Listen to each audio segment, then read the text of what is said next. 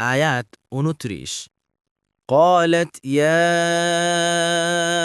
أيها الملأ إني ألقي إلي كتاب كريم অনুবাদ সে নারী বলল, হে পরিষদবর্গ, আমাকে এক সম্মানিত পত্র দেওয়া হয়েছে।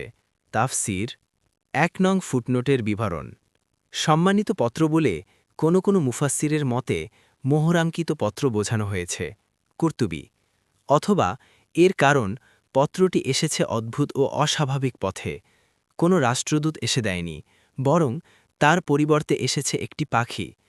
কারো মতে যখন তিনি দেখলেন যে একটি হুদহুদ এটি বয়ে এনেছে, আর সে হুদহুদ আদব রক্ষা করে সরে দাঁড়িয়েছে, তার বুঝতে বাকি রইল না যে এটা কোনো সম্মানিত ব্যক্তি থেকেই এসে থাকবে। তারপর যখন চিঠি পড়লেন, তখন বুঝলেন যে এটি নবী সুলাইমানের পক্ষ থেকে। সুতরাং নবীল পত্র অবশ্যই সম্মানিত হবে। পূর্বোক্ত দিক নির্দেশনাগুলো ছাড়াও আরও কয়েকটি কারণেও পত্রটি গুরুত্বপূর্ণ। পত্রটি শুরু করা হয়েছে আল্লাহ রহমানুর রাহিমের নামে।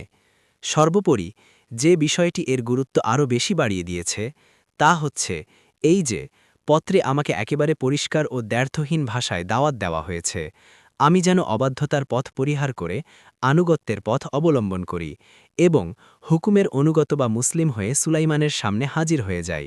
আর এটাও বলা হয়েছে যে তার বিরুদ্ধে দাঁড়াবার তাদের কারণেই। এসবই প্রমাণ করে যে চিঠিটি অত্যন্ত সম্মানিত। কুর্তুবী, ইবন কাসির।